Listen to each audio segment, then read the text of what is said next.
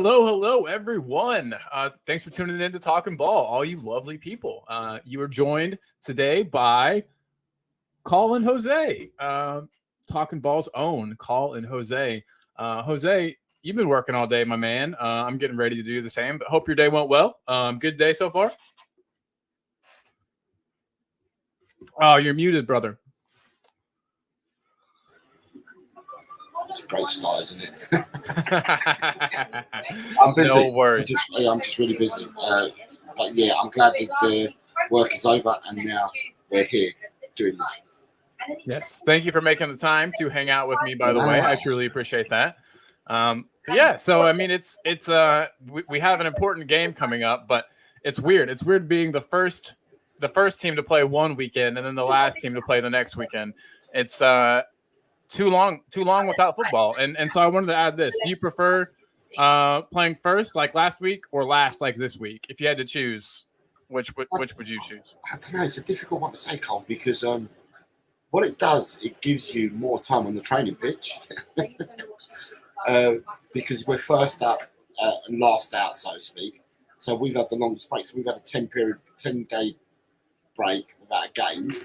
It'll be 10 days, which is like having another mini international window, isn't it? Another it really is, yeah. Mini break. Because the mini break's 2 weeks. We've had 10 days. Yeah, absolutely. But, do I prefer to play first? Well, I'm not too perturbed because you've got to play everyone twice. So whether you play first, in the middle, or at the end, you still got to play a game, ain't you? Yeah, and I guess I'm looking at it more of like we're in first, we're at the top of the table type of standpoint. Would you prefer to go first and then be able to keep our top of the table spot, or would you prefer to have to maybe play and win to keep top of the table? It's just another way of looking at it. So we played first, and we played first in order to get 5 games up. Yep. Sorry, in order to get 5 points in front. We played first, so we went 5 points ahead. That means everyone else had to play catch up. So the pressure on us was to win that game and go 5 points clear. We did that. Now the set of games are finished, and there'll be another set of games now before we play again. And it may be, don't know yet, we don't know. But it could well be that we either remain in first or we drop from first. But we know that whatever happens, a victory will take us back to the top again. So it's a different way of going top, so to speak. So yeah, we've got to try, and we've got to win, and we've got to do it in different ways, different styles, and playing first, playing middle, playing last, whatever it is, we do it. Who cares? Yeah, we'll do it. We got this. I'm confident in the boys. Chris Peters is in the house. What is up, Chris Peters? Big up to you, my guy. Thank you for joining us today, talking ball with Colin Jose. Chris says you either win and others know what they need to do, or play last and know what you need to do. And yeah, exactly what you said there, Jose. Chris Peters is agreeing. Oh, I closed it. Mia, sorry, we're both on the clicking right now. Mia though saying, "Hey y'all, hey Mia, good to have you here. Thank you for joining us today. Truly is a pleasure to have you." He loves you even more for saying y'all. That's all you got to say. That's all you got to say, and you're automatically in my good graces. But again, to everybody that's here, big up. I hope you are having a wonderful week. It is Thursday, almost Friday, almost the end of the week. I'll have you know, though, I woke up today and I was pretty sure it was Friday, and I was like, "Oh yes, it's my last day of work for the week." And then I realized that it's Thursday, and it's kind of a bummer. But tomorrow's Friday, and so does that mean your starting week? So do you look at your starting week then, Colin, as a Sunday? I do. So you look at I've got to work Sunday, Monday, then you're off on Tuesday. You work Thursday, Friday, and then you're off Saturday. So that's the way you look at your working week. Where I look at it on I look at it as a Monday for me, but you look at it as a Sunday. Okay. Yeah. Yep.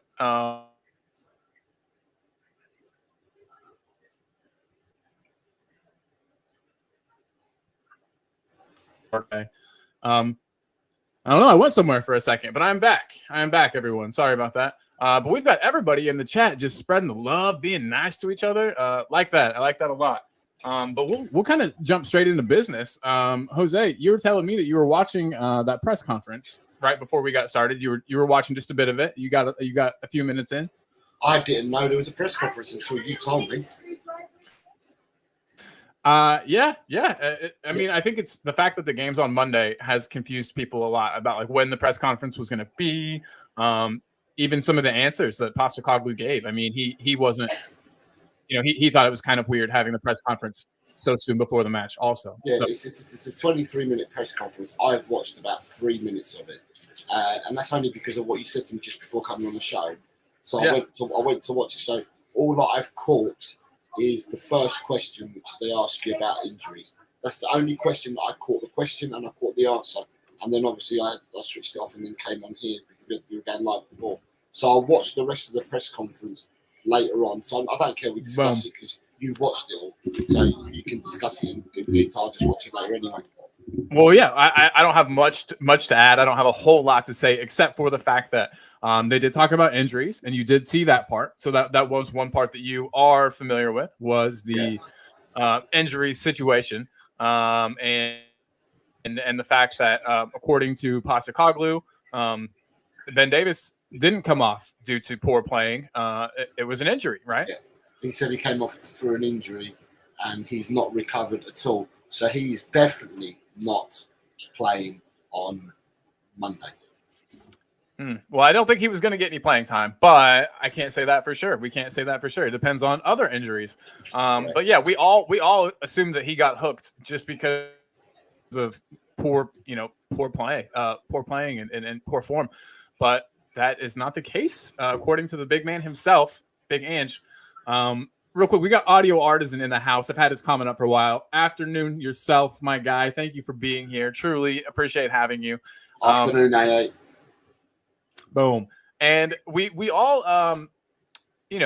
thought that Udogie was just going to be temporarily out. I think that Postecoglou actually in an interview said it was tiredness that forced him off the pitch. And which match was that? I think 2 matches ago, right? That Udogie came off the pitch. Fulham. That would have been Fulham. Okay, and he said tiredness. I'm sure after that match was the reason why he didn't finish. Maybe like an illness. People were thinking work overload or something. They said, didn't they? Yeah, and so I don't know. So I was kind of the fact that he didn't play the next game. I was like, okay, work overload. Maybe he needs a break. But now when you listen to the press conference, Postecoglou says, hey, he might not be playing. He might not. There's a 50% chance that he won't be playing on Monday. And he also did note that, hey, this is awfully, early to be asking me this. So it's not, maybe the most accurate answer. But yeah, I wonder what you think. I mean, do you think? And we talked a bit about this. So I kind of know what you think. But do you think that Udogie's gonna feature on Monday? Well, he said that he's carrying whatever, and he's got a 50% chance of playing. Sorry, he said it's quite weird. Jose seems to have frozen. I'm not sure if it's me or if it's Jose. We'll find out. I'm still here. Oh, sorry. Hey, you froze for just a second. Did I freeze too? No.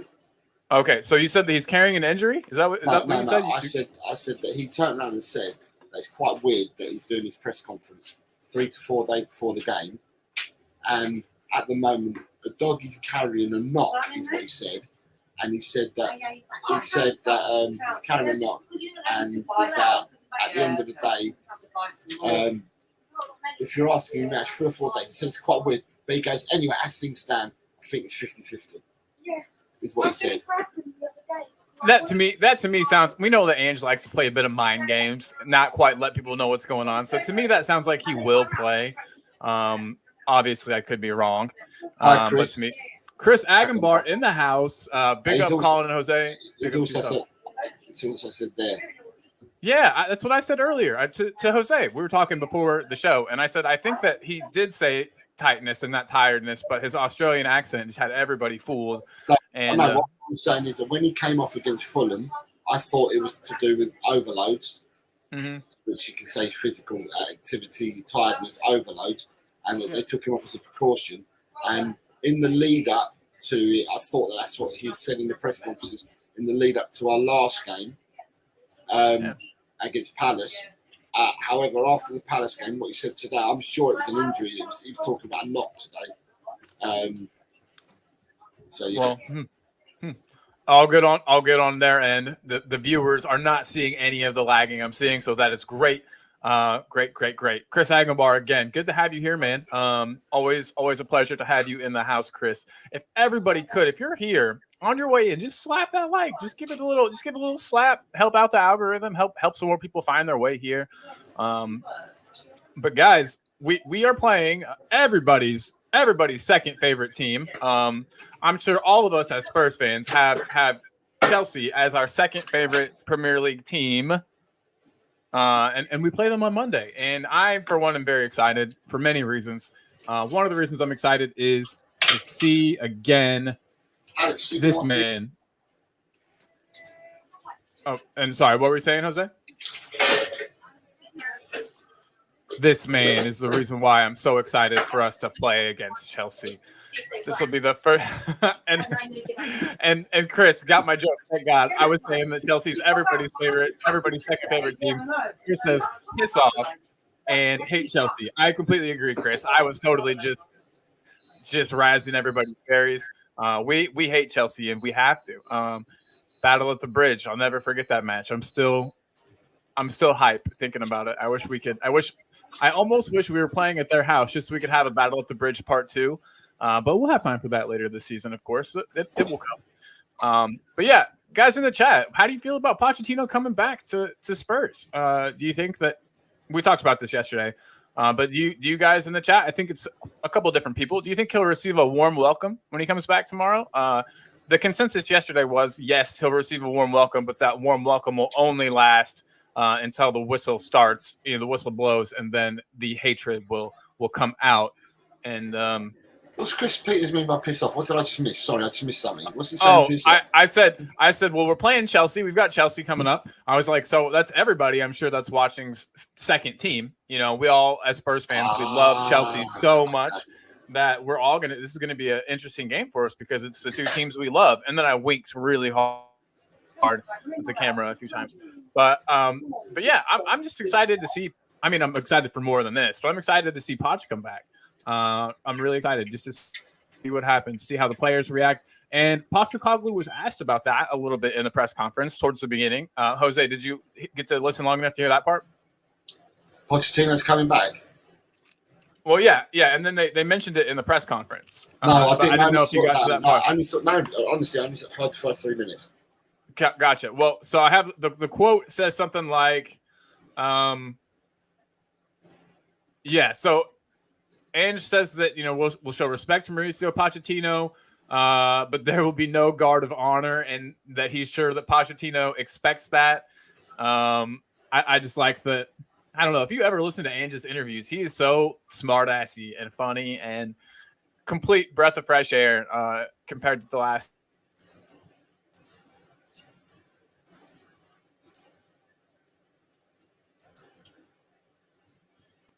Angel just answer it, and that's what I love about the guy. But comments, we've got Mile High Hotspur in the chat. Big up, homie is busy at work, but dropping by to show some love. What a good man! What a good man. We truly appreciate you, buddy. Thanks for being here, and I hope your workday is not going too badly. Chris Agambar says I wouldn't boo him, but would clap him if we won or drew against them at the end of the game. So you would clap him, but only if we won or drew. That makes sense. I'm the same way. I'm wondering. God, it's actually really scary for me to think about this game, Jose. Are you? Let me get this banner off here. Are you worried at all about Chelsea? Are you?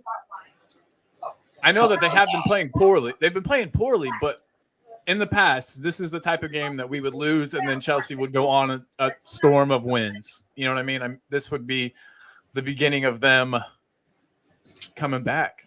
But hopefully we're past that stage, and hopefully Dr. Tottenham no longer has his license to practice medicine. That's what that's what I'm hoping here. I made up a couple of. But the thing is though, like I said yesterday, and I've seen a few people since we discussed this yesterday's show. I've seen a few people on other shows. And the amount of people that I'm now hearing that are going to be negative towards Pochettino is quite high. So, I still go on the bandwagon that if Pochettino is, when he comes to the ground, when he comes out, pre-match or pre-warm-up, or whenever he comes onto the pitch, even if he comes out 10 minutes before the sides do or whatever, I would give him a round of applause for what he's done. Appreciation, that's what I'm giving him. But as soon as that's done, then we're supporting our club, and everything else is out the window after that.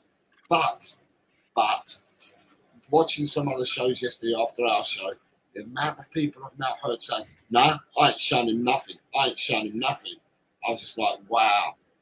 People are short memories, man, because he done well for us. And at the end of the day, I mean, I don't know 100% sure, but if we believe everything that's been written, and we believe everything that Pochettino said in past interviews post leaving Tottenham, he wanted to come back, and he was waiting for the call, stuff like that. So if that doesn't then happen, then why are we hating on the man even more? Is it because he's gone to Chelsea? Because at the end of the day, the man got to earn a living, so it doesn't matter where he goes, he's going to have to go to another club. He's still what? He's younger than me, so he's got to be in his early 50s, if that. And if he's that, he's still got to provide for his family and his children. So he's going to have to work somewhere. And, so it's Chelsea that he's landed on now. But he was at PSV. He's 51. PSG. He was at other clubs as well. He's got to earn a living. After Chelsea, he's going to have to earn a living. He'll have to go somewhere else. So, But, I'm all for giving him a round of applause and then just getting on with the game. Audio Artisan says you can give him a clap after the game. True. Yeah. Audio Artisan, big up, my man. Ellie is in the house. Whoa, Queen Ellie. How are you, my lady? Hope you are well, Ellie. Says big up, lads. Tuning in to support my boys. Thank you so much. We appreciate you. Thank you, Ellie. Yes. And then Chris says, the thing is, Poch wanted to come back, but the board didn't want him. Chelsea was the only club of a high profile suitable for him. I get it. I'm still a little butthurt, I think. I don't know. The great start from Postecoglou, the way that the team is playing right now has really softened that blow. I think had we been playing like shit and, had we been mid-table somewhere, I would probably be more upset about it than I am. I was upset when it happened. Yeah. But now I'm completely over it, really. I mean, because the other thing it's just of no consequence to me. The other thing I think I asked Colin, I'm sure I asked it on a different show, is that with what Postecoglou's done at the club, right? Mm-hmm. Well, and we're happy, yeah. We've landed on the gem, and I'll repeat this again. He's a dream for the media. He's a dream for the board. He's a dream for the players. He's united them all. He's united everything on every front. He's united the fans. He's united the people in the back room and stuff like that, and all the people that work behind the scenes at Tottenham. Everything's been united, right? But with that, I did say, and I watched last night. I was watching. It was on because we had storms. We had storms here, really heavy duty storms. So I was doing stuff in the garden last night till about 2:30 in the morning, and then when I was just about to go to bed, stupidly switched my phone on into YouTube, and Tottenham away. Tottenham on tour. Tottenham on tour were live, and it was Brian, Bobby Kay, and I think Brian Ireland. And what I did is I listened to them, and they came up with a thing about. They asked Brian the question because Brian's anti-Levy, isn't he? He's Levy out, and they said to him, "Do you think that with everything Postecoglou's done, it masks the Levy out people? Has Levy made the right decision and it masks all that?" And I asked this the other day. I said this on our show. I said, with everything that's been done, you don't hear about the protestations anymore and stuff like that. So it's masked a lot of things that were going on prior to Postecoglou coming here. Now, not that I want to see it at all, but all you need is a couple of bad results, and if that happens, then the haters might come back again. Yeah. Unfortunately, and what did they talk about that there at all? About whether they thought the haters would come back out in full force if the results did kind of flip? Brian's obviously a Levy out, man, and we'll get to this tomorrow. He's on our show tomorrow, so we'll probably get to hear some of this tomorrow as well. But Brian was like, he's not letting him off. Brian was like, no, I haven't forgotten about it. What? Because we started the season off, I'm going to forget 23 years, So for him to change his mind and change his view, one, you got to get out of the club, or two, there has to be, I think, I don't want to put words in his mouth. One, he still wants to be out of the club, but two, there has to be some drastic things that go on in order for our changes in fortunes. Yeah. And when I'm talking about that, I'm talking about winning trophies, buying players, and putting the team first and not putting the NFL first, and Formula One tracks and stuff like that. So there's a lot that is left to be desired. Yeah, I get it. I get it completely. A couple of results aren't going to take away all of that. I think at the very least, what people who are Levy out would need is like a definite buffer between Levy and anything footballing. But is that ever going to happen? Who knows? But if Levy doesn't go, I feel like there needs to be a clear barrier between him and the football. But he also likes getting his hands in that stuff, and I don't think he's gonna just give that up. So it'll be interesting to see what happens in the future. But yeah, I think this Postecoglou appointment has absolutely shut everybody up for a bit, and the results have been working to do that. And I think as long as we get a couple players in January, we won't hear it start back up. I don't think, even if we lose a few matches before then. I think that as long as he's back in January, I think that the Levy outers will continue to. I mean, not the most staunch Levy outers, and not the ones, because there's still people that are haven't let it go and are still on the board and on Levy's ass to step down. But I think that as long as we get some players in January, it'll remain how it is now, with everybody relatively quiet on that front. But yeah, and my other question is really to you, real quick. Do you think Pochettino could have gotten this good of a tune out of these boys? Do you think that, I mean, the club obviously had no idea how they could have guessed, and I'm sure they did, about how the managers would play and line up and utilize the players we had. But it's looking like we made the right choice now. When you look at Chelsea, clearly they don't have the same model of, play style, and their players don't seem to have as good of an attitude as our players do. But it seems like we made the right choice. It's, to me at least. It seems like so what are we getting at the moment? What are we getting at the moment? Is what I'm going to ask you. Are we getting the football that we were served at 4, 5, 6 years ago? To you would say no, right? Would I? I thought you did the other day. I thought you said we weren't playing champagne football yet. No, we're not playing champagne football yet. But what we got from Pochettino is we got front foot football. We attack sides. Didn't matter whether we were home or away. We attack sides.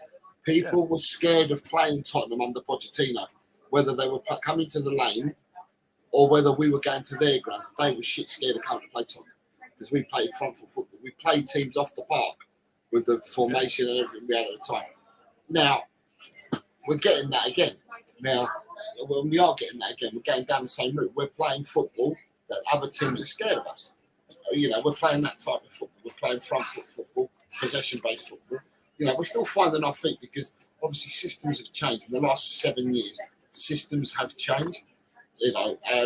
So the other thing is the league and other teams we're playing, are they stronger now than what they were 7 years ago? That's another thing you need to look at. We had a team back then, but were teams stronger 7 years ago than what the teams are now? So when you look at the team we had back then, and we keep revering that we had Hugo in goal, Hugo in goal. We had Walker, the two Belgians, Colossuses at centre half. We had Danny Rose at left back. We had Dembele, Wanyama, Ericsson, Dele, Son, Kane. That was a strong 11 again. You had players like Lamella and people that came in, but that was a strong 11.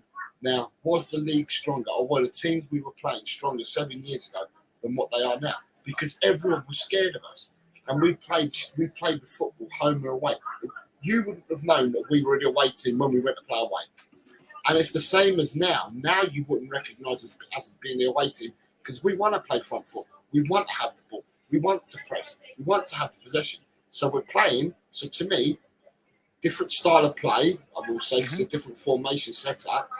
We don't play with a natural 9 and 10 like we did with Ali and Kane. That's not the way we play, right? But by doing that, it takes me back 7 years ago. We're playing like a team that is home and away. Are we feared yet like we were the Pochettino days? I'm not sure. You'd have to ask other managers that. But back in the day, they feared Tottenham, home and away. Teams feared us. Now, it could well be that teams do fear us, Colin, but they haven't told us yet. Because it's to be their managers that fear us. It's not necessarily the fans. Fans, we can all put on a brave face and say, we ain't scared of them. Well, we don't. They're not going to bother us at all. A bit like the Arsenal did before we played them. When they said, you come and play Anfield at our stadium, we're going to piss you off the park. And that didn't come. That didn't happen. So therefore, in my eyes, yeah, we're playing really good football. And in my belief, yeah, people should be scared of Tottenham.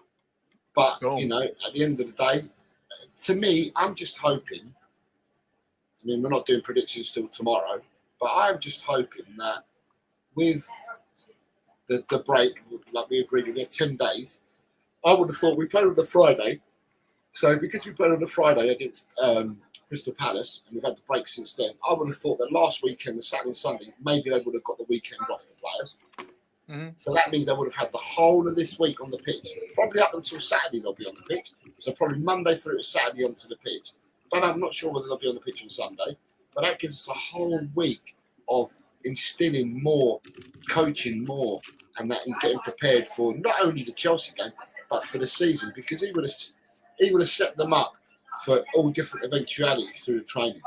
And I'm just hoping that this transpires itself on the pitch. It would be good to see a match, or to start seeing matches, where we do both defensively and offensively, and we look good for a bit longer than just a half.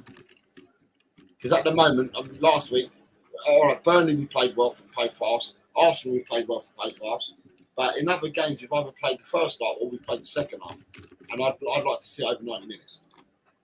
Me too. This Chelsea match, I know that they haven't been doing too well this season, but I am a little fearful. I mean, it's Chelsea. It's a team that historically we have problems playing against. We're playing against a manager that knows.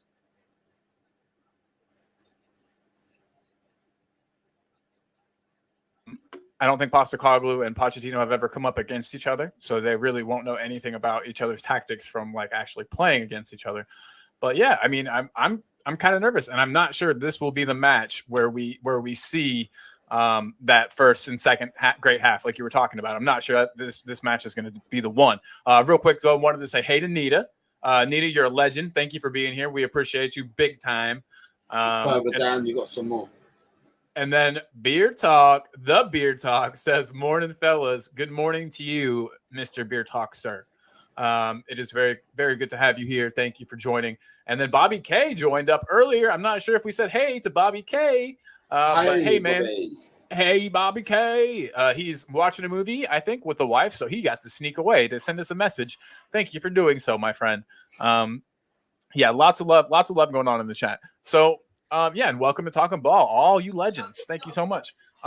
So, Jose, while we're talking about the match on Monday, and you know, I pointed out I don't know if this is the match where we're going to see the good first and second half. I wanted to ask you really quick: do you think? I know I ask this every week. Does Richarlison keep his spot v Chelsea, or against Chelsea? Do we move to somebody more like a Johnson over there? Instead of who? Sorry, you cut out. Instead of who? Oh, sorry. So let's take Richarlison and say like Richarlison for Johnson. Richarlison. Yeah. Do you think that would be a good move? That's kind of how I would line up. But again, I'm not. You could also make the argument that Johnson could spell Kulu, who hasn't done a whole lot, and then we can keep Richarlison on the left. It depends what they've done on the pitch, Colin, for the last 5 or 6 days before the game, and what they've done in training. At the end of the day, the way that I see it at the moment is you don't change a winning side. We drew against Brentford first game of the season. He came in with Emerson at the start. Emerson scored a goal. But the very next game, the second game, he dropped Emerson and started with Porro. And Porro's been there ever since. For the Arsenal game, who did he drop? He dropped someone for the Arsenal game. Okay, he dropped Richie because then Richie went sub. He brought Son out of the left into the middle, and he brought Brennan Johnson in because Brennan Johnson got injured that game, didn't he? He sure did. Unfortunately, his first match. Yeah. Yeah. So therefore, there's tweaks that he will make and changes that he will make. But I think that, again, we're not privy to what happens on the coaching pitch and on the training pitch, so we don't know what's going on there. But to me, he must see something he likes, or there are instructions he's giving to the players, hence why he's playing Richie and Kulu. So he's doing something to play Richie and Kulu. Whether it's shithousery, whether it's, tire the players out, the opposition out, and then bring the other boys in as impact subs, I don't know. It remains to be seen. But you're damn sure that you've got Brennan Johnson he's going to be I hope he ends up being a great forward. I haven't seen much of Brennan Johnson in the Tottenham shirt. I saw a lot of him in the Forest shirt. I haven't seen enough of him in the Tottenham shirt. I would like to see it. I've seen less of him in a Forest shirt than I have in a Tottenham shirt.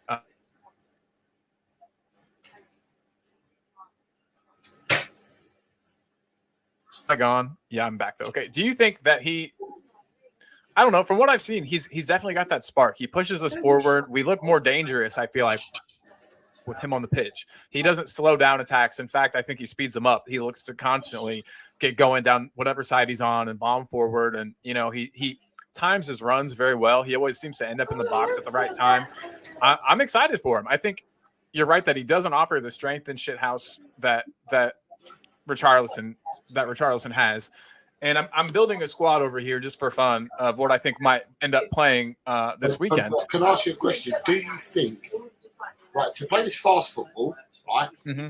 So to play this fast football, do we need 3 fast players? Or will 2 do? Because that's the thing that we've got at the moment. If you play Brennan Johnson, Son, and Kulu, people are going to say that Brennan Johnson and Son are quick. Kulu's not.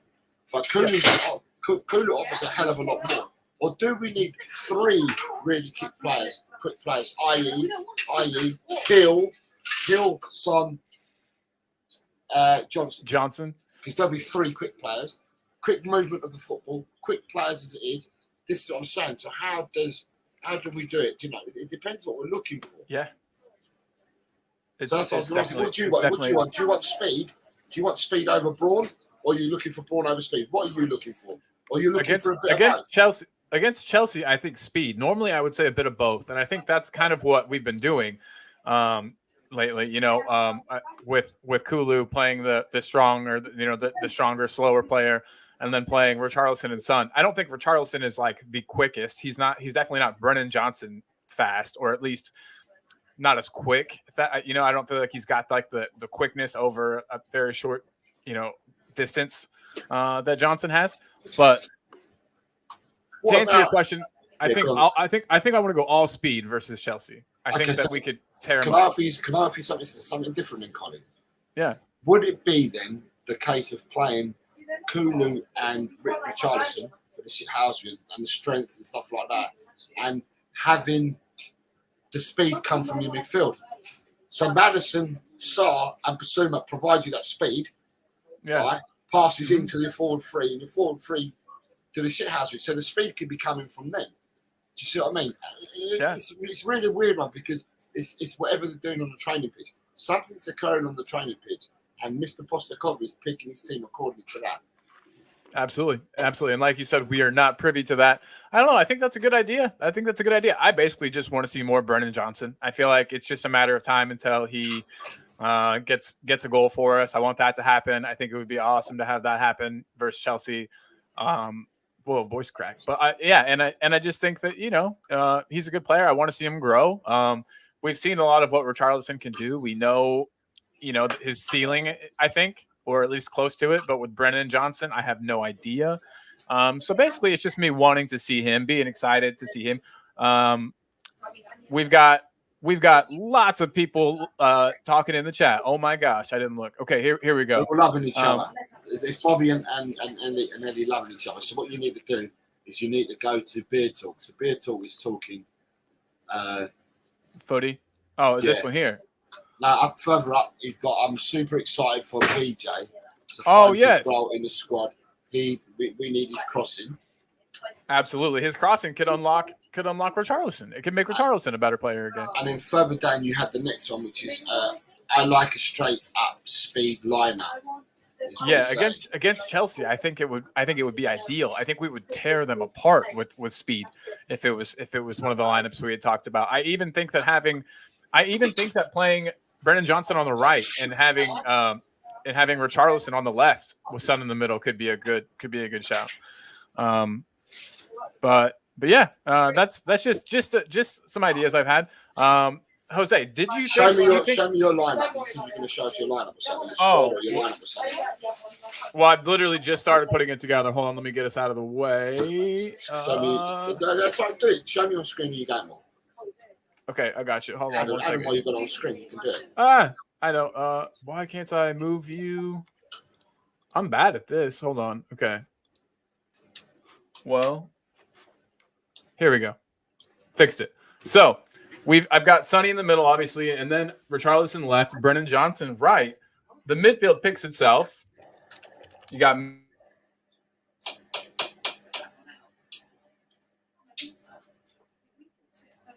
Sar.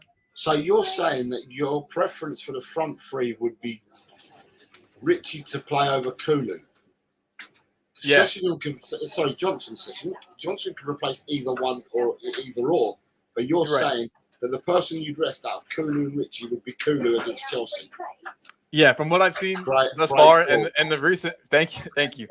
In the recent matches, though, I mean, I know that Kulu has a role. I talk about it a lot. I defend him a lot, but I just feel like we haven't seen a lot from him in recent matches.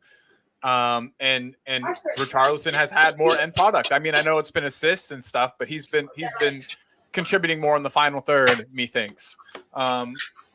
And then, the center two obviously picked themselves as well. You've made the bravest of calls, is what I'm going to say. Well, why? What happened? How was that so brave? Because I would have thought that, if anything, the person who deserves to be there more than the other would have been Kulu. Really? Well, it's played better than Richarlison, hasn't it? Yeah, but Richarlison has had a hand in more goals, I think. You know what I mean? Recently, at least. He had the assist to Son. I just think that if you're going purely on end product, Richarlison offers more. But I don't know. So I'd love to hear you disagree though, and I like that. Has it just been Kulu's hold up play and his getting other players involved that you think is his like most redeeming factor? Kulu Colin, I'm not hiding, mate. Kulu can pass the ball. Richarlison can't. Right. That's Kulu, very true. Kulu can control the ball. Richarlison can't. I mean, I can. The list of can and can't do, I can go can and can't do for a load of different scenarios. Fair. No, that's fair. That's fair, and that's a good point. It's all good points. I guess we'd have to kind of change the way that we play up, and it would be we do a lot of build up down Kulu's side. We do a lot of build up down our right hand side. Kulu gets involved a lot. I guess if we didn't play Kulu, we would sort of had to change things up, and we couldn't rely on him to play as that auxiliary midfielder that he sometimes drops back and kind of helps to hold the ball up around the halfway line.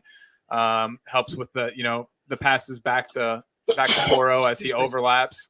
Oh yeah, bless you, my friend. But yeah, so I get it. Maybe you've got me. I'll switch him. No, I haven't got you. I don't want to change your mind. It's your call. Well, okay. This is what I'm gonna do here. Then obviously, at right back we've got Poro, and then here's where we never know what's going on, but let's just assume that we've got Destiny, and then in goal we've got. Holy moly! Why can't I Vicario? Woo. Woo. So that's what I've got. But you would clearly have him out. You would have Brennan Johnson probably over here, and then you would put Kulu back in. Do you know what? Not necessarily, because I've said, and I'm not on the training pitch, but I've said all along that I would like to see people playing on their natural feet. So I'm not too averse to sticking Johnson down the right and switching Kulu to the left. I'm not averse to doing that. And then if it's not working, or you wanna spruce it up, you can swap them over to play the positions the way that Postecoglou wants. But it's about, for me, Now, I'm not the coach that gets paid millions and millions of pounds a season at Tottenham. But for me, I'd like to see a switch up. If it ain't working, then switch it up. So, for me, I'd like to switch left to right and do some changes. You see other teams do it. They switch their players left to right. Oh, Why can't we do it? Do you know what I mean? So I'd like to see... I was going to say, even in match, like, you know what I mean? Even during the match, I don't think we see enough of switching of positions. And I'm sure that we've been instructed not to if we're not doing it. But, I'd like to see some more as well. I would absolutely like to see some more. So, Jose, my friend, we are 40 minutes in to this show that we were hoping to be about an hour. And there was another section. There was another section that we were going to talk about.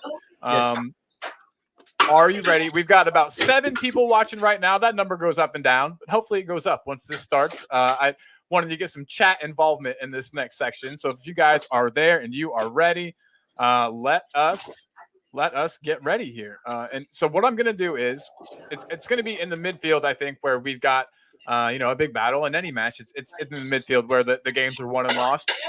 So I have some of our players and their players, midfield players, players that I think are kind of the opposites, or the same players on each team. Put them together, and I want you in the chat to tell me who you think the better player is. I know who you're going to say, but you got to defend it as well. You've also got to defend your choice. So we'll start out with the defensive midfielders. So we're starting off with the master and the apprentice. So these players were both at Brighton together. And Bissouma was obviously there, and Caicedo was brought in to play alongside and be taught by Bissouma.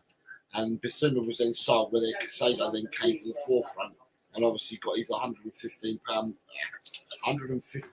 million move to Chelsea.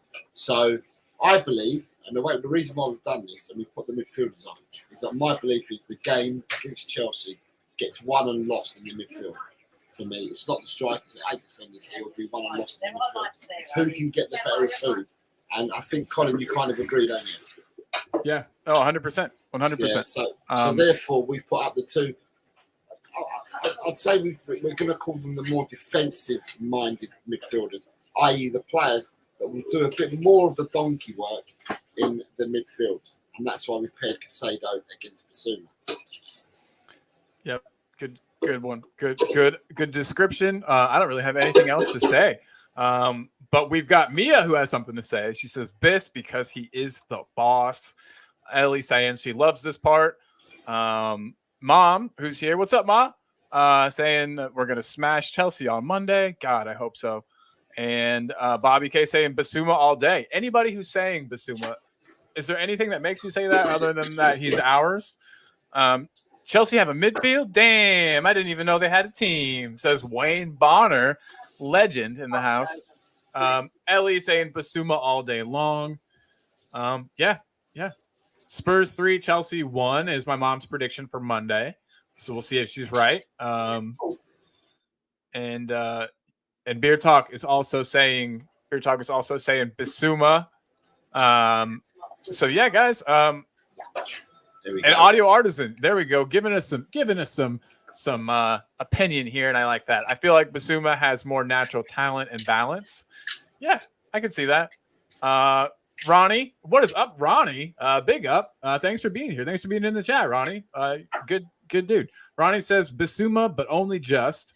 So what I'm going to ask the chat, right? And I'll ask you, Colin, as well. I'm going to ask the chat is, are we rating Caicedo at all? Are we looking at Caicedo? Are we rating him at all? Is Caicedo a good player? Is Caicedo, what is Caicedo? Because last season, Caicedo was off the charts for Brighton.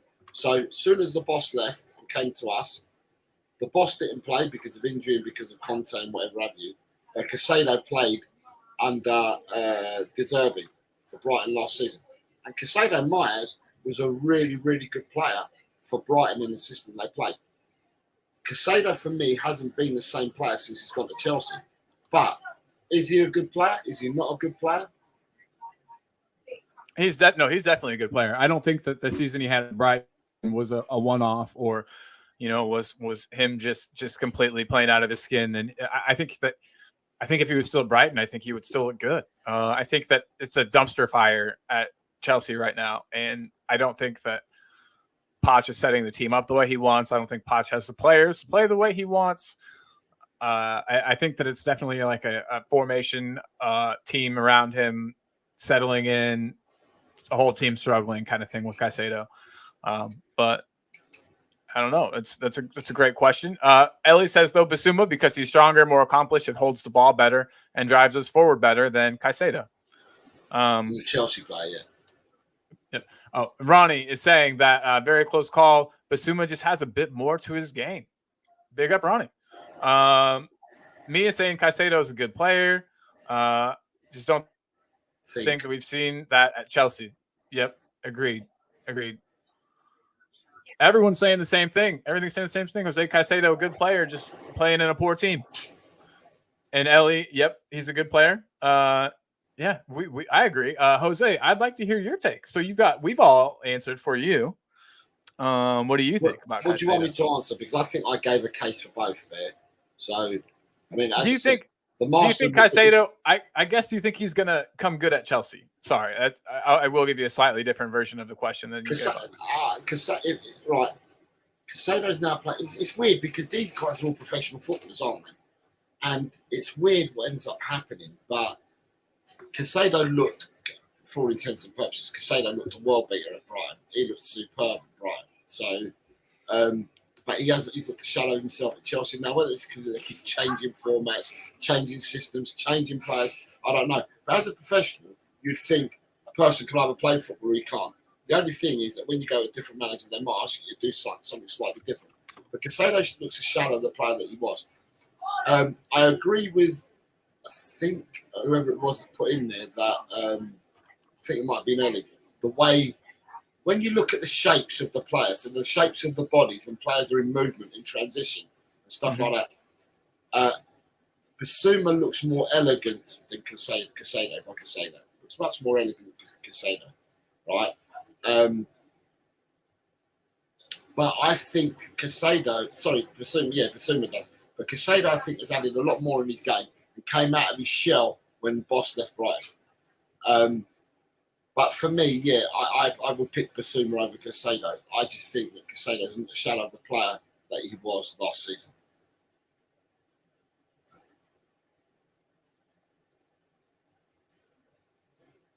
Does that mean I'm still here and my host is gone? Can you guys hear Colin, or have we both gone?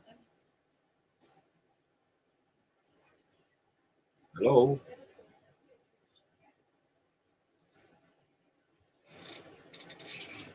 Can you hear us?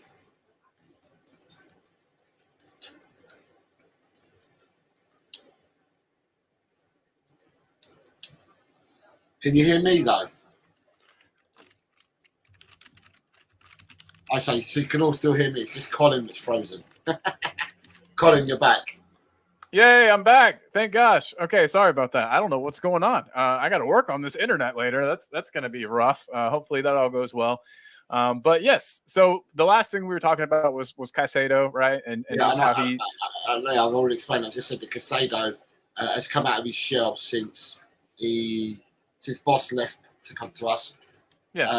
But he played well last season. Just don't think he's playing well at the moment. However, I prefer Basuma. Basuma is more elegant on the ball. His body shape is more elegant. He looks a lot better, with the ball. Although in saying that, I think Caicedo is getting better and he's learning new attributes and new things at Chelsea. But I will have Basuma all day long. Boom. Love that answer. I'm going to keep my camera off for a second, thinking that might help with this lagging that we're having, but I'll turn it back on in just a moment to see if that proves true. So we've gotten through Caicedo versus Basuma. So let's kind of move kind of forward, I guess you could say, with the midfielders. And we'll take Enzo Fernandez versus Sar Boy.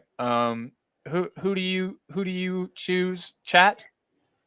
And why? Obviously Sar is who we're going to choose. Right, but the thing is, it's not choosing for the choosing sake. We've got to speak about both players because, as I said, the important part of this conversation is this game, for me, gets won or lost in the midfield on Monday. So Enzo Fernandez looked a world beater in the World Cup. Last season, I think they brought him in the winter transfer window. So he only played the last 6 months of the season. And Chelsea last season, I don't know whether they were worse last season or they're worse this season, but they keep changing the players.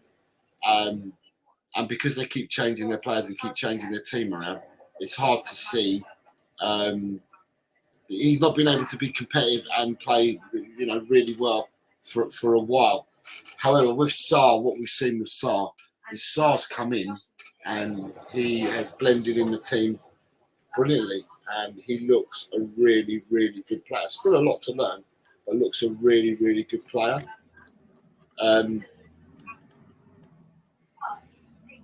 But yeah, to me, there's both. But at the end of the day, I think they're both good players. But on form alone, I think this season, Sarr has played better just on form alone, both on the eye and in the stats. He's played a lot better. I don't know whether they found the right position for Enzo at Chelsea either. I'm not sure they think he's a 6, an 8, 10. I'm not sure what they think with Enzo at the moment because they keep swapping and changing. But yeah, for me, I'd say, I'd go Sarr. On form this season, it's got to be Sarr for me. And that is interesting. Beer Talk says, man, I'd probably go Enzo. Love Sarr, but Enzo is a beast. He was enough for Argentina, he was. But last year he wasn't for Chelsea for the 6 months that he came in. So, I don't.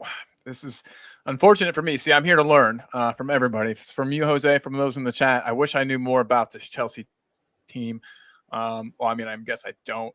He's our star man, 100%. Mia says, sorry, Jose, I don't abide by your rules. I choose Sarr, and I will not explain myself. And so fair points, Jose. I may be projecting his World Cup form onto this. That's what I was wondering. Beer Talk. Wayne Bonner says, Sarr is a special player. I think we'll see the best of him on Monday. He'll be solid, and along with Basuma, will control the midfield. 100% hope you're right, man. Daniel E is here. Daniel, what is up, Daniel? Hi, Daniel. Daniel says, Enzo Fernandez, one of the biggest hype jobs in football. He ain't worth the money Chelsea paid for him. I got to see what he cost. I'm going to Google it right now. I don't know. 105 mil from Benfica. Woo! These Portuguese clubs are making money, man. The two players we've seen so far for Chelsea, they've paid a combined 220 million for these two players. Woo! Yeah, we paid. Someone will correct me. I thought we'd only paid 5 for Sarr, but I might be wrong. But I thought it was only a 5 million deal that we got Sarr for, and we paid 25, 30 for Basuma. So 25, I believe. So 25, 30 to 30 million for Basuma, 5, maybe 10 million for Sarr. So you're looking at maybe 40 million pound for two players. They've spent 220 on their two players. But playing football doesn't come with a price tag. The player is the player. True. The price tag is separate. So exactly, they don't choose that price tag. No, you know what I mean? Don't choose it, true. No. Beer Talk saying, Evan, give me Sarr. You can have him. You got him, buddy. Ellie, Sarr is playing out of his skin, but Enzo is a great player too. But I think Sarr is more consistent and has more energy for the 90 minutes, whereas Enzo is great in patches. Jose, do you see that? I don't know whether it's great in patches. I just think it's the way Chelsea set up.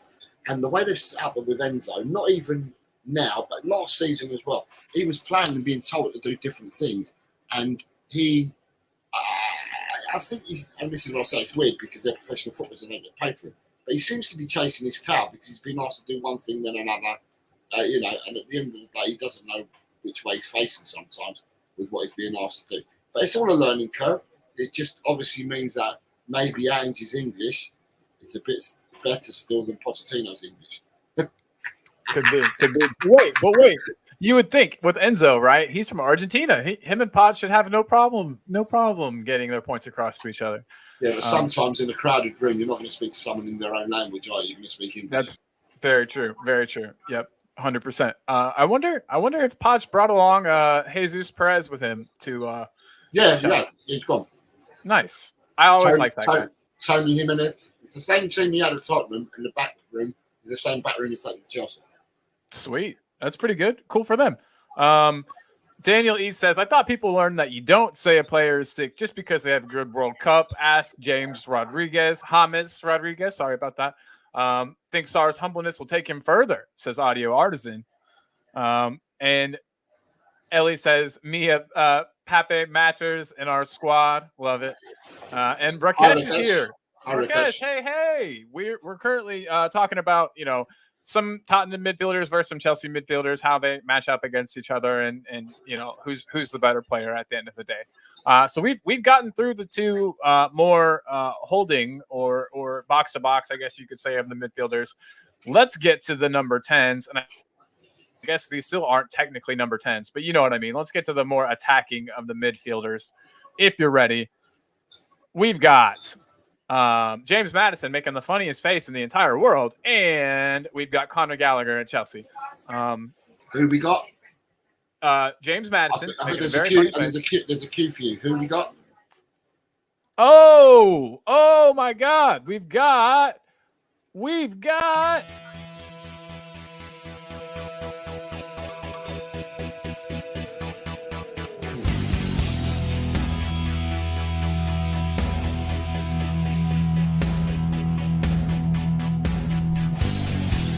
My team has got James Maddison. James Maddison is what we need. Whoa, thank God we got James Maddison. This kid plays ball like you would never believe. Whoa.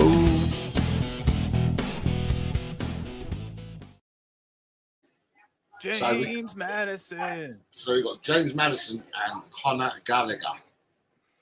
Boom. You really got me there. I was not on it when you said, no, there's your cue. I was like, wait, for what?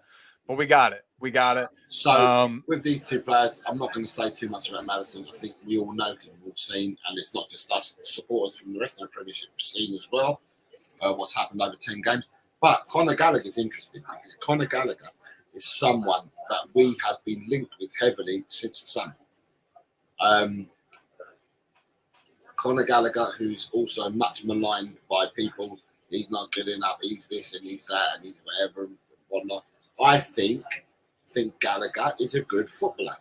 Gallagher is a good box-to-box man. Gallagher can pass. Gallagher can tackle. Gallagher can do a lot of things. And for me, he is a decent player for me. And he is a decent player. But because three players have to come up against each other, and we're looking at 10s at the moment, it's hands down. There's only one player there, and hands down for any 10s at the moment so far this season in the whole of the Premiership, it's got to be Maddison, really, isn't it? Yeah. So you got Daniel E. Daniel E. This is an older one, but Daniel E. real quick says that the guy played for 6 months at Benfica, wins the World Cup, and then goes for 105. Seriously, if anyone actually thinks he's worth that, they're smoking some strong stuff. And then Daniel E. down here matters for Mia. Mia, and she's not explaining herself. She's already said she won't do it. So she says matters. For Chelsea, they have talent, but have no idea how to capitalize upon it, says Ma. And then she says, damn, I will have that stupid song stuck in my head again. It's not stupid. It's great. And Mia agrees. We got James Maddison. Oh, my God. Wow. I didn't even know that was actually the song is great. It just sticks in like glue. Yeah, exactly. That's what it's for. It's a great song. Love Podge. It's us who shoved him off, not him. True. And Rakesh, I think I might be happier having Postecoglou, but I don't know. It's hard to say. Daniel is asking, do people think Chelsea are that talented? I don't see it. I see a lot of money just thrown down the drain. I think, do you know what? I think in a press conference or in some sort of a report in a magazine in the last couple of days, I think Pochettino's said something along the lines, I think Chelsea were wasteful in the $1 billion they spent on players. Can't tell you where the exact quote came from, but something along the lines. I saw something yesterday on X, and stuff like that about him making that comment. Audio Artisan has come in with Maddison is easy, but Gallagher is the one I'm worried about, along with Sterling, who's come back into some form. You've got Wayne Bonner saying Maddison will absolutely school Gallagher on Monday. Yes, I hope you're right. Beer Talk's coming with Madders. Boom. Just to put things into perspective, Ellie saying Vinicius Jr. played more Premiership matches than Vinicius Jr. played more Prem matches than Bailey out. That into perspective. Put that into perspective? Is that what I should say? I don't know. Could be, but I don't. Vinicius Jr. never played in England, did he? No, I see he's making fun of the fact that Ndombele can't get any Premier League matches. Oh, okay, fair enough. Maybe that's my guess there. Ellie, let me know if I got that right. Gotta run, says Mom. Thank you. Love to all. Come on, you Spurs. Thank you for being here. It's nice having you. Always nice. Madison's stats speak for themselves. Big up, Beer Talk. And yes, Gallagher sir. is a good player like Caicedo in a poor team. Colin, you got any thoughts on it? I mean, I think that I would have loved Conor Gallagher at our team, and I still would. I think that he could. I don't think he's quite as offensively minded as Maddison. He might be. You know how we said we couldn't really pick like a perfect like for like against each other. I think that Gallagher might be a little more box to box than James Maddison. Do you think so? That he's got a little more defensive to his game than Maddison has? Yeah, he probably has. But you set up and you play the systems accordingly, don't you? Yeah. So if you want Maddison to an attacking 10 or an attacking midfielder, you set your team up that way. Chelsea just haven't set anyone up to be a 10 because they play with three up top. That they play at the moment. It's been Cole Palmer, Nicholas Jackson, and Raheem Sterling. Yeah, exactly. So I don't know. It's tough for me, but I obviously think that Maddison's better. I think Maddison will perform better on the.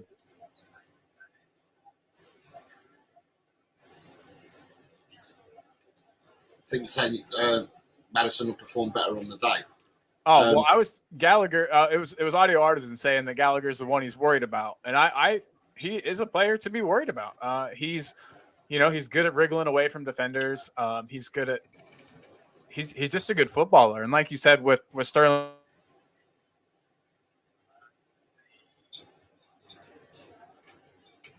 I don't know. Madison's definitely the better player without a shadow of a doubt. And he even does a lot of this tracking back defensive work I'm talking about because, as we know, Postecoglou doesn't play with like a real 10, even though that's Maddison's like best position. He is tasked with coming back and playing, both sides.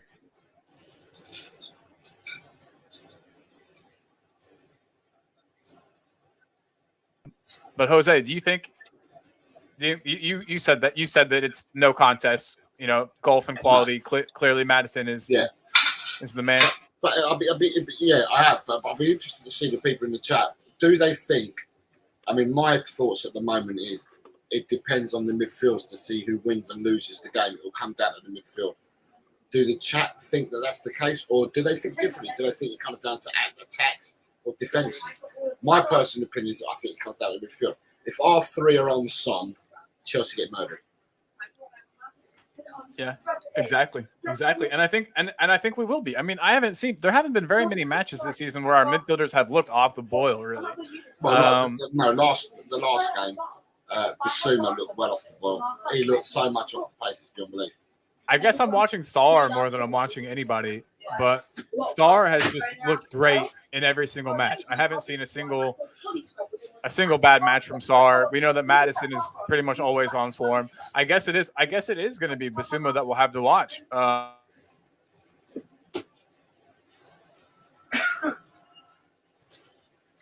And so, I didn't know Bissouma was that poor. Yeah, it was Bissouma played last weekend. The last game.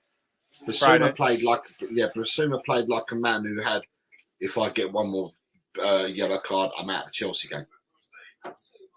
So that's the way Bissouma played. He was off the pace, and Højbjerg looked better when he came on to replace him because Højbjerg wasn't standing on yellow cards and all that. And he didn't have the threat of not playing against Chelsea on Monday. And I So think that's what I'm if saying. if you keep that in mind, then I don't think that he was maybe so bad as he was forced to kind of play scared and play not not his normal game. Yeah, but we'll see him we, playing it. but you want people to play their natural game, Connie. So you don't want people to have them thoughts in their mind. Oh, I might get another yellow. You pick the team and you go out there and give 110% to win the game. Not play within yourself because, oh, do you know what? I've got a game coming up and I want to be playing against Chelsea Monday week. So at the end of the day, it is what it is. But as I said, to me, I think the game gets won and lost in midfield. Our three turn up, and our three have been monsters so far this season. Our three turn up, yes. and we turn this game over. Our three turn up. This game becomes a lot easier than what it should be. That's what I'm saying. Agree completely. And after, was it 2 years ago? It was when Conte was here, but it was the year that Chelsea just absolutely slapped us like 3 times in one season. I can't remember exactly what year it was. I tried to block this out of my head, but this will be so nice if we can get some retribution for that. If we can When Conte first came to Tottenham, that was it. We lost to them in the League Cup over 2 legs. Yeah, so whatever the state of the cup was, we played them I think over 2 legs, and we lost home and away to them as well. Yeah, that hurt. That's when I was in England and was watching. Yeah, no fun. That was no fun at all. COVID, was watching those matches. Not cool. John Fitzpatrick says big up Colin Jose, as does Sheree.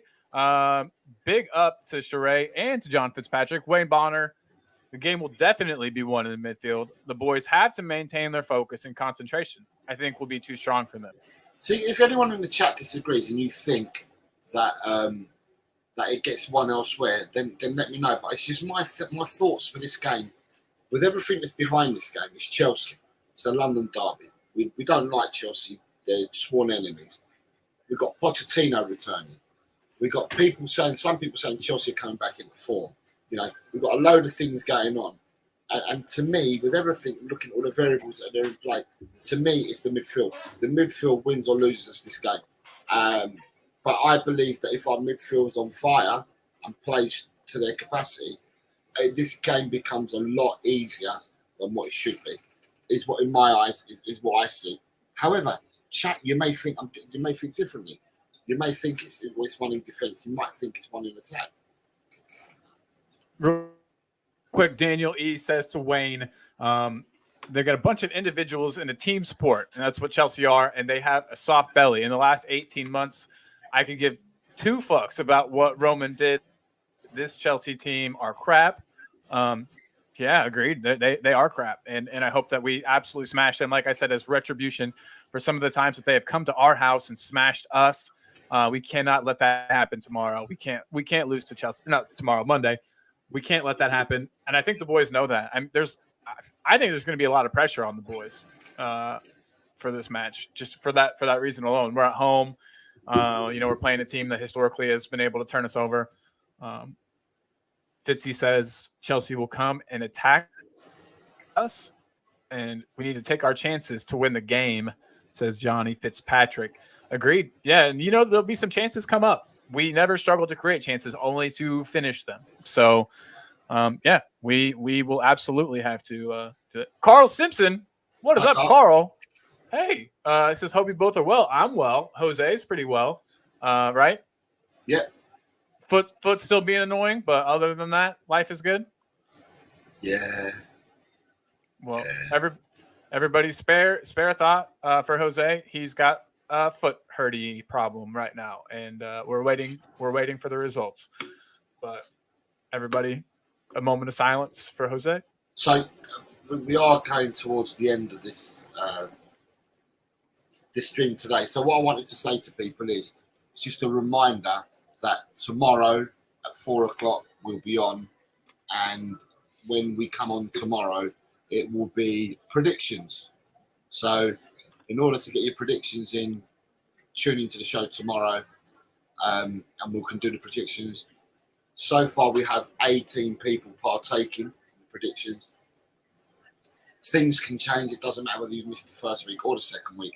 Things can change. All you got to do, come along, predict who you think will win and by what the scoreline would be. Or if it's a draw, what the scoreline would be. You get 3 points for a correct prediction, and you get 1 point for getting the right result. In either if you've gone for a home 3-0 win and it scores 2-0, you'll get a point for it. But if you get the correct score, you get 3 points for it. All wrong scores, you get 0. And in the end of the season, we'll see who knows their football. Furthermore, tomorrow we will be back on at 4 o'clock. As we previously explained, because the time changes here in Europe, we changed our clocks last weekend. It means that the clock changes haven't taken place yet in North America, which means Colin is really tight for time. And when we do the 4 o'clock shows, Colin can only go hour and a quarter, because then he's got to start work straight away. So it gives him no time and he goes straight into work. Where I come on at 4 o'clock when I've just finished work. But for the time being, until the 5th of November, when the clocks change in North America, then we can start doing longer shows again. So tomorrow's show, we're back at 4 o'clock, hour and a quarter again tomorrow. And tomorrow's guests, if you don't already know it and you haven't checked our thumbnails out, tomorrow we currently have David Harris from the Irish Hotspur, and we have Brian Daigle from Tottenham on tour. So we're looking forward to tomorrow's show, to asking them, our two guests, a few questions. We've got a special keep, bench and sell for tomorrow. And we also have guest corner back tomorrow, so we can find out a bit about Dave and a bit about Brian, as it'll be the first time that they'll be on our shows. So, is there anything else you need to add to that, Colin? That's really it. I just was going to tell everybody what you said. Please tune in tomorrow. We've got a rock star lineup. The show is always great, but it'll be extra great tomorrow, I believe, with the two real cool guys we've got coming on the show. So, that's pretty much it for me. I just wanted to thank everybody for tuning in. Thank everybody for joining. I want to say a big thanks to our Patreon members. Let me get the banner up for that. I'm a little slow there. But we have our Patreon members. Big up to Chris Peters, Wayne Bonner, Soji Fagad, Mia W., and Queen Ellie, our lovely Patreon members. Big up to all of you guys. If you do want to become a Patreon member yourself, the link is patreon.com/talkandball. And it's pretty cheap subscription. You need to put that in the chat. It's easy. Okay, I'll do it right now. Type that into the chat. Here we go. Rather than on a banner, because in the chat, people want to go link to it. They can link to it straight away. It's easy to link to it. There you guys go, everybody. That is the Patreon. If you would like to become a member, there are very cheap subscriptions available, and you get a chance to join the Tuesday takeovers, where we will have the Patreon members leading the show. Jose and I will be in the back room, just kind of watching and enjoying and seeing what you guys do, hosting a show. We'll be the guests and you'll be the host, and it'll be a lot of fun. So and that takes place at 7 p.m. GMT, which is in America, because it'll be the 5th on Tuesday. Yeah, so that it'll be. So do your clocks change 1 o'clock at night time? They change at midnight. At midnight on the 5th, or at midnight at the end of the 5th? Midnight as it's turning the 5th. Okay, so therefore your show will be at 1 then, yeah. Right? Okay, I'm back. Yeah, you're right. 1 p.m. So 1 p.m. 1 p.m. What do you call it? CMT? CST. 1 p.m. 7 o'clock GMT, and plus 13 hours in good old Australia. Australia, mate. Well, everybody, before the internet kicks me off again, I'm gonna go. Jose, any last words before we take off for today? No. Again, I will thank everybody in the chat. Chat are the people that make the show for us. You're the people that answer, make comments and that. We do try to read every comment out, and we do try and engage you as much as possible. So it's more than welcome your engagement with us. And please carry on tuning in, carry on supporting us. It really does help. It makes us strive to carry on bringing out content and shows for you. Absolutely. Well done. Very, very well said, my man. Well said. And Colin, my esteemed co-host, thank you to you as well, sir, for being such a young, kind gentleman.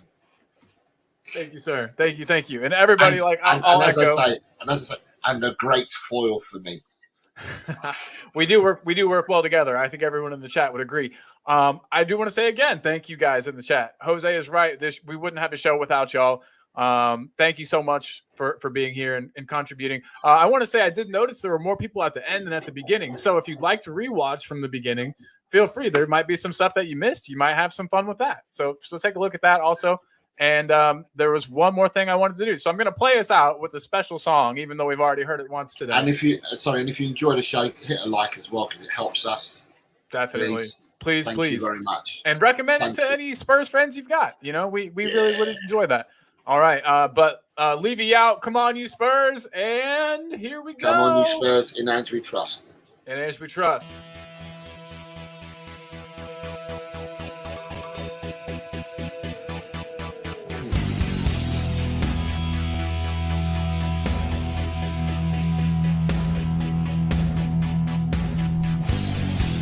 My team has got James Madison. James Madison is what we need. Whoa, thank God we got James Madison. This kid plays ball like you would never believe. Whoa.